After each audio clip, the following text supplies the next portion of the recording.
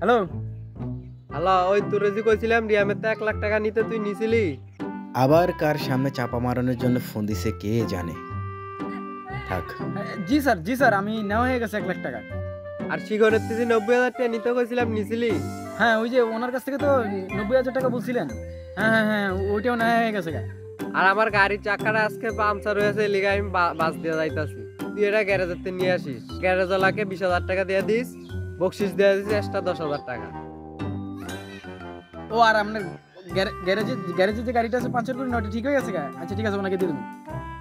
বকশিসও দেওয়া লাগবে। ঠিক আছে বকশিসও দিয়ে দেবো কোনো সমস্যা নেই। বন্ধুরে একটা নির্জারি করি না, সে একটা মালা ছিল রে মামারে। চালা এবার কি হইছে? এমন বাপডা লইলি কি কি হইছে ক এবার? চোখ গুলাই সেই মামা। রাখ আমি আর পিছে যাইতাছি রাখ। আরে শালা বালায় রইলি না, তুই বালা রইলি না, যা শালা।